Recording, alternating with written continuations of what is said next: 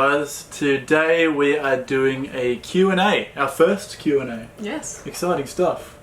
We have taken questions from our patrons and we are going to answer those questions to you today. I think we're going to have a time limit on how long. We are? Yeah, just like maybe a minute per question. What do you think is? No. No? Okay, no time limit. You could be here all day.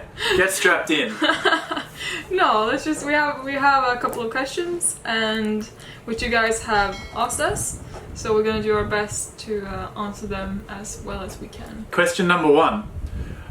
My wife and I are considering on buying a boat and setting sail. We have rented a few boats but struggle to sleep on anchor. Does anchor anxiety diminish as you get better at dropping the anchor, at dropping the hook? Isabel.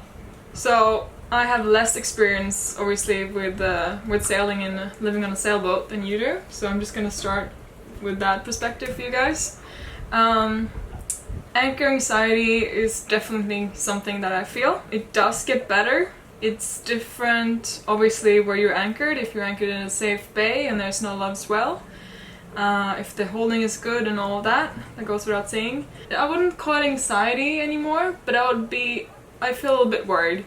I still wake up in the middle of the night if I hear the wind blowing stronger than it was. So yeah, I guess what I'm trying to say is I do feel still a little bit of anxiety. It doesn't affect me too much. It's not a house, it's not set, in stone, but this is a small thing that we have to pay to be able to do what we do. I like your answer. My answer basically, when I first bought a boat, I didn't know how to anchor. I dropped the hook, I didn't set it, I had zero idea what to do. So I made a lot of mistakes, a lot of dragging. We have a terrible anchor and we've only just discovered this, when we started sailing 12 months ago.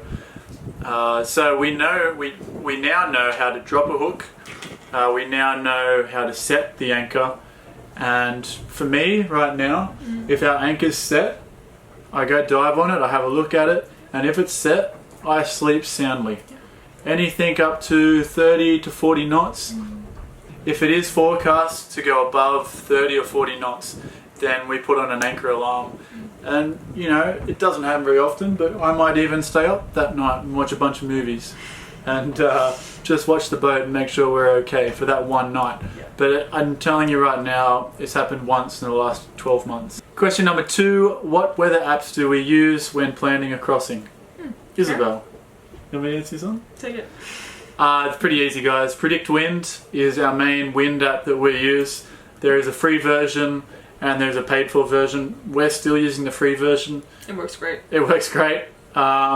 When we've been sailing around here in the Caribbean, we've also been checking NOAA, N-O-A-A. They are the National Hurricane Center for this part of the world. I'm not sure about other parts of the world, but definitely this part of the world.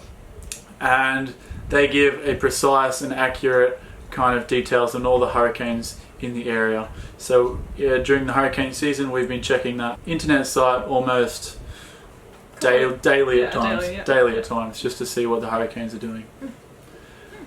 Number 3. What languages do you speak? So I speak English. You do? And I guess Australian.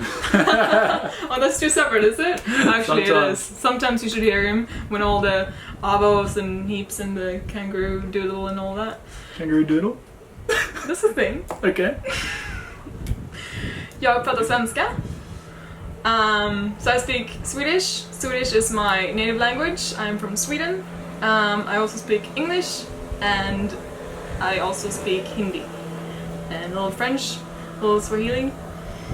And I can order a beer in German if that's what you were asking. Beautiful. Okay, question number 4. In places where you don't know the language, what are some of the difficulties you've experienced? Repairing a boat is a thing which you have to do on a monthly basis. You need to be repairing your boat. Basically, at every port you go to, there's always some job to do. And it has been impossible. We have gone to remote places of Italy We've been to Tunisia, and fixing a boat or trying to explain to fix a boat is very, very hard. And I often use Google Translate is the savior. I don't know how people used to work back in the day before the internet or Google Translate, but it is my savior. I think, yeah, explain it as good as you can. Otherwise, I mean, we do use a lot of body language to try and explain and point and, you know, do all of that. What do your friends and family think about you living on a sailboat?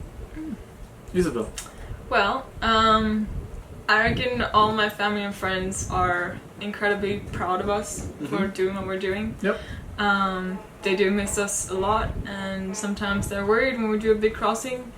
But now with technology and FaceTime and all that, they're stoked to be part of what we're doing, and yeah, us living our dream. Yep. And they're happy. My mates thought I was crazy. They thought I was wildly stupid. But I think they now know that you are. That I am. Which makes life a little bit easier, doesn't it? It does. Being crazy on a sailboat is better than being crazy at home. They're all pretty supportive, and you got to do what you got to do in life. So yeah, no, they're pretty happy to follow along with the videos, and hoping to see them next year. What are your future plans? What are our future plans? Okay, so right now we are in Grenada in the Windward Islands of the Caribbean, and we are heading westward. We are definitely going to go through the Panama Canal around December or January, and then we are going to head across the Pacific Ocean.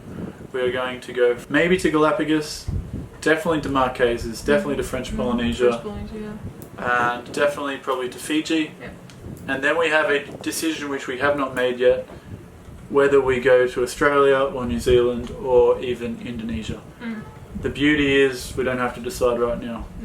So we're going to figure out our financial situation at that time, and then make a plan accordingly. Take it from there. Yeah.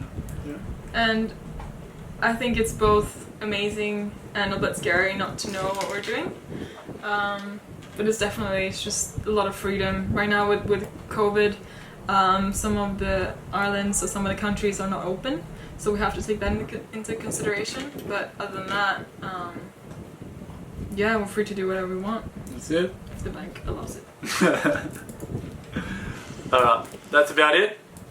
Thank you guys. Yeah, thanks for tuning in. If you want to see more of these, let us know in the comments below.